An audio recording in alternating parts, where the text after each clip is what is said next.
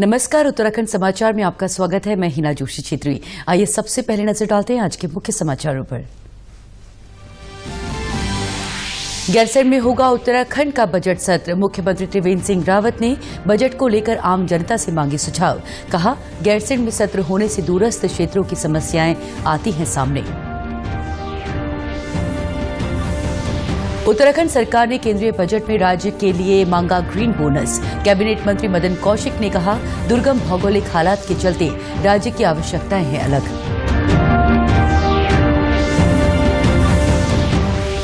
उच्च शिक्षा राज्य मंत्री डॉक्टर धन सिंह रावत ने आज हल्द्वानी के MBPG कॉलेज में 4G हाई स्पीड इंटरनेट सेवा का किया उद्घाटन। कहा, मार्च तक प्रदेश के सभी कॉलेज में होगी वाईफाई की व्यवस्था। और राज्य की सभी नदियों और जल स्रोतों का सैटेलाइट डेटाबेस तैयार कर रहा है उत्तराखंड अंतरिक्ष उपयोग केंद्र। जल शक्ति मंत्रालय को सौंपी जाएगी रिपोर्ट। पानी की उपलब्धता का किया जाएगा आंकलन। अब समाचार विस्तार से। उत्तराखंड का बजट सत्र इस बार गैरसैंण में आयोजित किया जाएगा। मुख्यमंत्री त्रिवेंद्र सिंह रावत ने कहा कि गैरसैंण में विधानसभा होने पर दूरस्थ क्षेत्रों की समस्याएं सामने आती हैं। बजट को लेकर मुख्यमंत्री ने आम जनता से सुझाव मांगे हैं। उन्होंने कहा है कि लोगों के महत्वपूर्ण सुझावों को ध्यान में रखकर बजट तैयार किया जाएगा। बजट पर अगर कोई सुझाव देना चाहता है तो वो राजकोषीय नियोजन एवं संसाधन निदेशालय की वेबसाइट पर जा सकता है या फिर गूगल प्ले स्टोर से Uttarakhand budget mobile app download कर अपने सुझाव दे सकते हैं।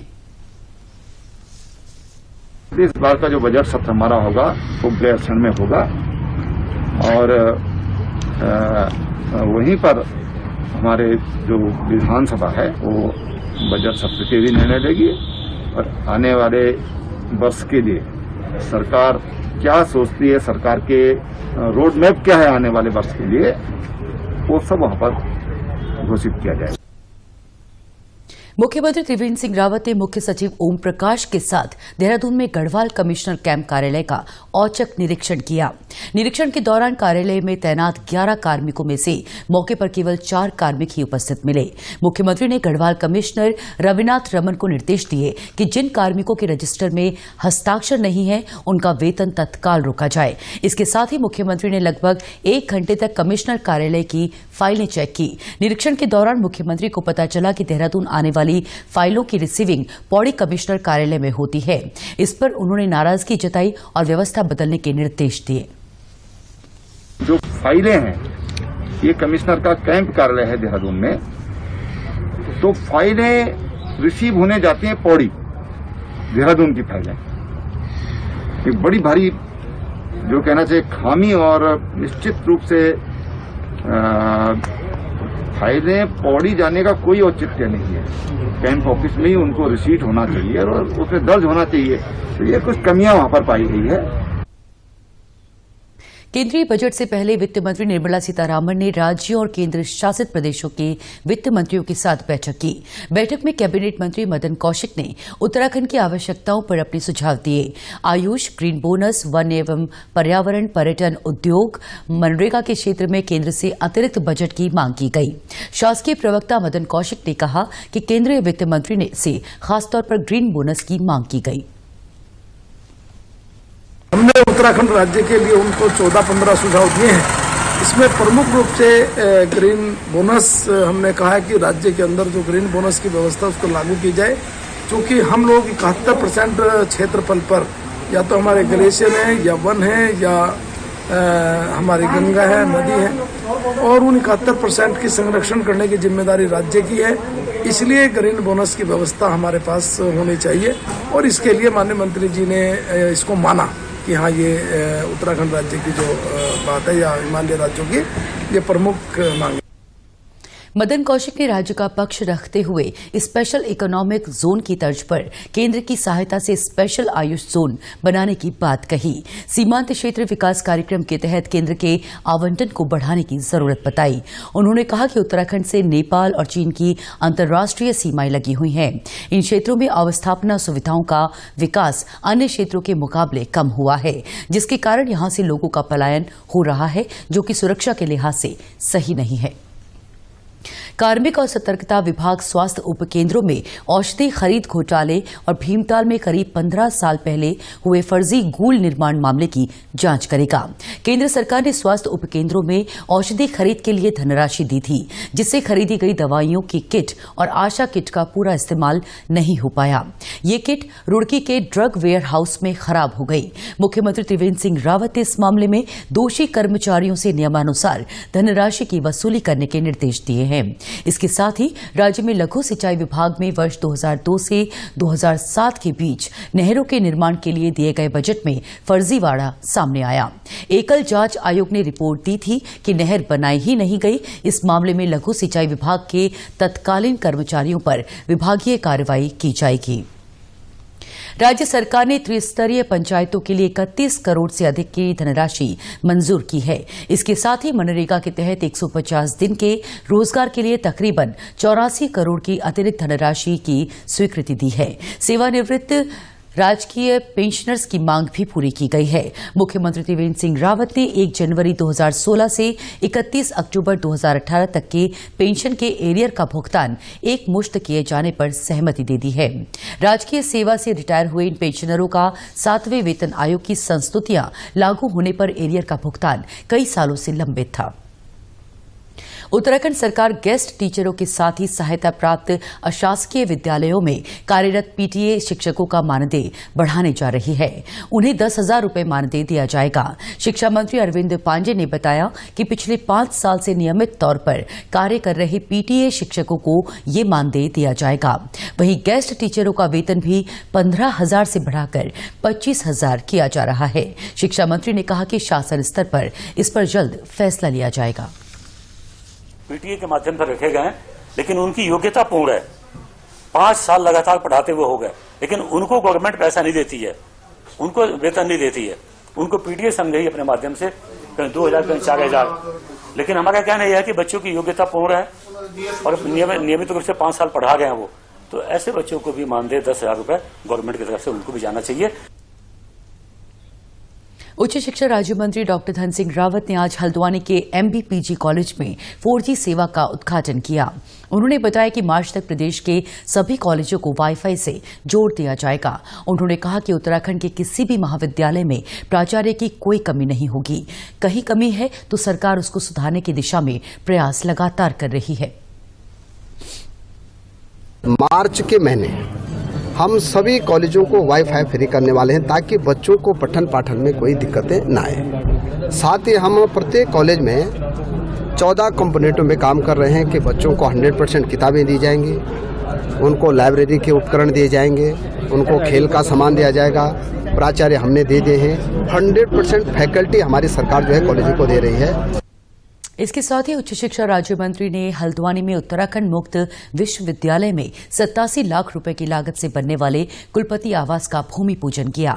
उन्होंने बताया कि फरवरी में मुख्यमंत्री विश्वविद्यालय के 10 कार्यों का शिलान्यास और लोकार्पण करेंगे। एक बड़ा कार्यक्रम हम यहाँ पे करने वाले हैं। आज मैंने कुलपति निवास का भूमि पूजन किया है। बाकी यहाँ पे साइंस ब्लॉक बन रहा है, मल्टीनेशनल हॉल बन रहा है, कर्मचारियों के आवास बन रहे हैं। लगभग 10 कामों का जो है भूमि पूजन और शिलान्यास विधिवत मुख्यमंत्री जी के द्वारा फरवरी प्रथम सप्ताह में यहाँ पे कराया जाएगा। दुग्ध विकास मंत्रालय का भी जिम्मा संभाल रहे डॉक्टर धन सिंह रावत ने बताया कि कोरोना के बावजूद डेयरी और पशु आहार क्षेत्र में अच्छी ग्रोथ हुई है। इस वर्ष राज्य में डेयरी सेक्टर में 30 ग्रोथ सेंटर बनाए जा रहे हैं। साथ ही राज्य के किसानों को तकरीबन 50% छूट के साथ 10,000 दुधारू पशु उपलब्ध कराने का लक्ष्य रखा गया है। इसके साथ ही पशुपालकों को डेयरी फार्मिंग के लिए ऋण भी उपलब्ध कराया जा रहा है। डेयरी सेक्टर में कोरोना के बावजूद भी लगभग 27% का ग्रोथ हुआ है और साइलेज में लगभग 17% की ग्रोथ हुई है, जो हमारा पशु आहार की जो फैक्ट्री है रुद्रपुर में। और लगभग 2 लाख लीटर पर डे हम इस समय दूध की सप्लाई कर रहे हैं और उपार्जन कर रहे हैं। हमारी सरकार के द्वारा 4 रुपये जो है प्रत्येक दुग्ध पालक को प्रोत्साहन राशि पर लीटर में दी जाती है और 12 करोड़ रुपये हमने डीबीटी के तहत इस बार दी भी दिया है।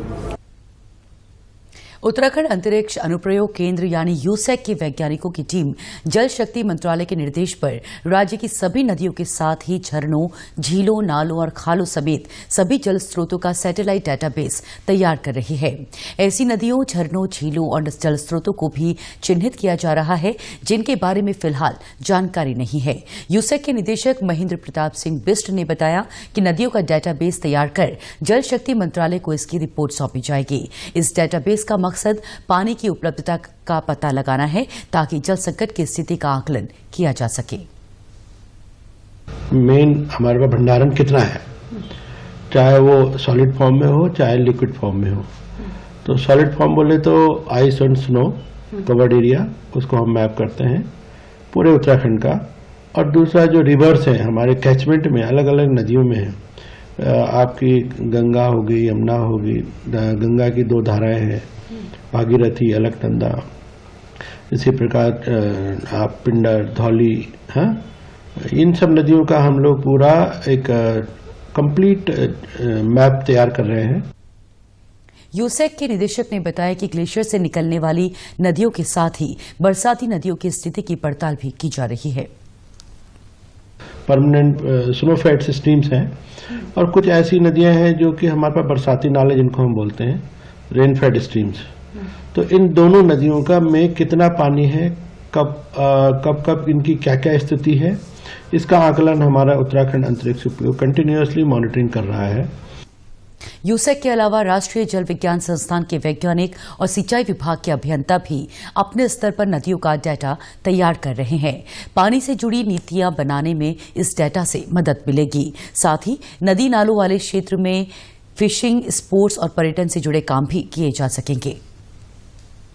उत्तराखंड के समाचारों में आज बस इतना ही। चलते चलते मुख्य समाचार एक बार फिर। गैरसैंण में होगा उत्तराखंड का बजट सत्र। मुख्यमंत्री त्रिवेंद्र सिंह रावत ने बजट को लेकर आम जनता से मांगे सुझाव। कहा, गैरसैंण में सत्र होने से दूरस्थ क्षेत्रों की समस्याएं आती है सामने। उत्तराखंड सरकार ने केंद्रीय बजट में राज्य के लिए मांगा ग्रीन बोनस। कैबिनेट मंत्री मदन कौशिक ने कहा, दुर्गम भौगोलिक हालात के चलते राज्य की आवश्यकताएं हैं अलग।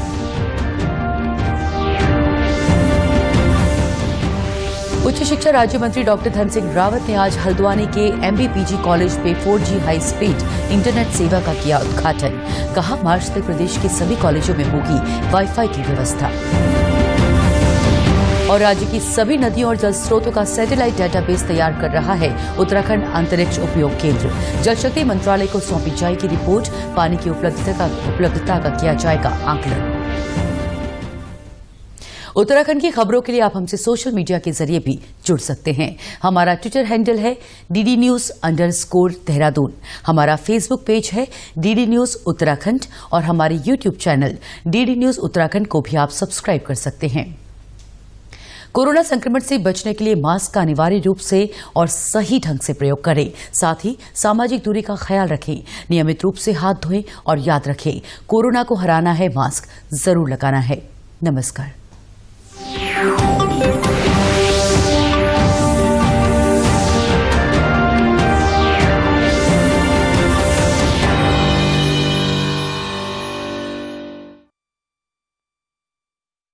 प्रस्तुत है